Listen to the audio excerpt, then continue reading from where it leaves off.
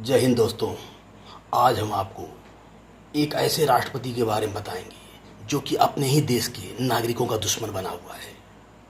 कोई और नहीं, भारत का मित्र देश है। और देश तो बहुत अच्छा है, लेकिन जो वहाँ का राष्ट्रपति है, असली तानाशाह उसे कहते हैं। वह है, समझ गए होंगे आप, व्लादिमीर पुतिन।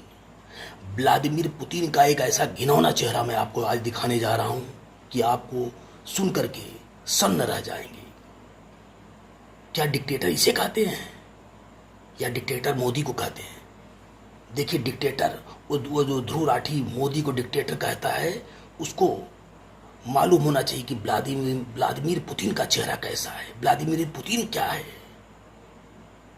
उसको डिक्टेटर कहने की हिम्मत नहीं हो सकती है, लेकिन मोदी को बदनाम करने का है। व्लादिमीर पुतिन अपने निजी स्वार्थों के लिए, केवल खुद के, समझिए, उसके अंदर जो अहम है, उसकी अहम की वजह से रसिया के मासूम लोगों को मौत के घाट उतरवा रहा है।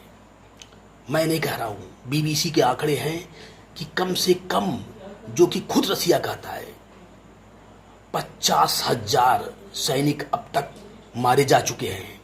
और 50,000 तो ऐसे आंकड़े हैं जो कि रसिया दिखाता है। लेकिन मैं आपको बताना चाहता हूं कि युद्ध में जब यूक्रेन में हो रहे थे, यूक्रेन के भी बहुत सैनिक मारे जा रहे हैं। लेकिन सैनिक लड़ते हैं, शहीद होते हैं। ये सभी देशों के साथ होता है।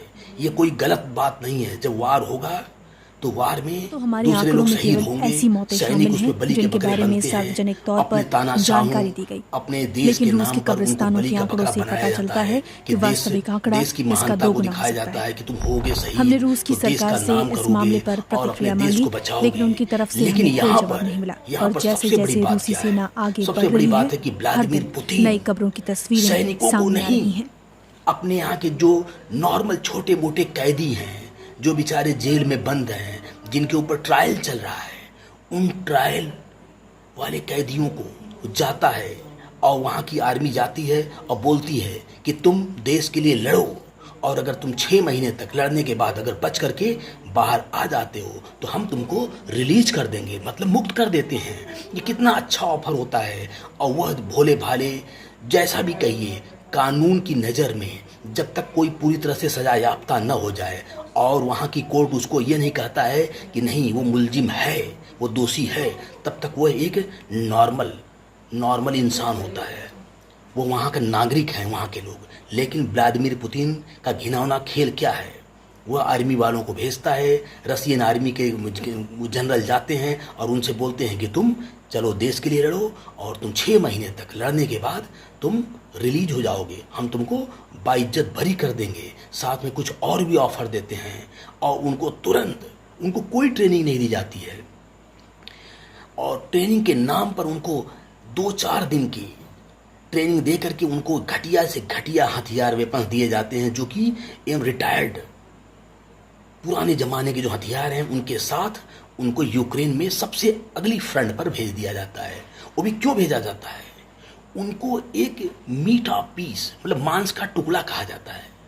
उनको एक लालच में, जैसे कि आपने देखा होगा कि मछली को फंसाने के लिए केचुए को डाला जाता है, सेम वही व्लादिमीर पुतिन काम यही कर रहा है।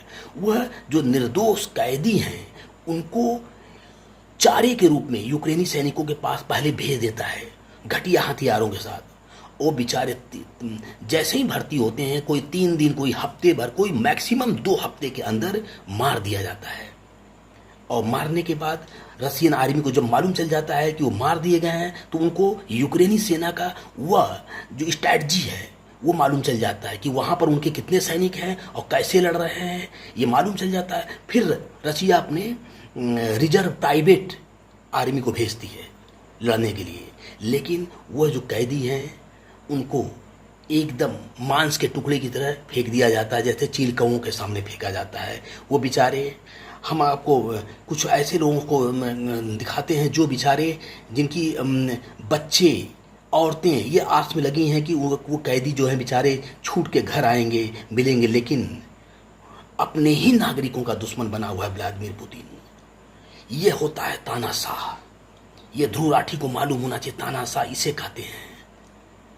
और उसकी रसिया में कब्रिस्तान इतनी ज़्यादा बढ़ रहे हैं, वो कब्रिस्तान में रोजाना हजारों सैनिक की बॉडी दफन होती है, उनका कोई आंकड़ा नहीं है।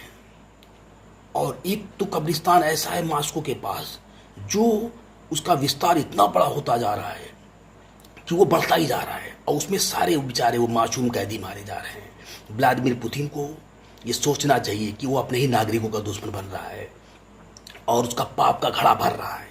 व्लादिमीर पुतिन को सबक लेना चाहिए, अपने झूठे अहंकार के लिए वो यूक्रेन से लड़ रहा है। जय हिंद दोस्तों, मैं व्लादिमीर पुतिन का एक घिनौना चेहरा आपको बता रहा था, और ये मैं बताना चाहता हूँ कि किसी भी देश में किसी भी इंसान का ये स्वैच्छिक अधिकार होता है कि वो सेना में जाए या न जाए।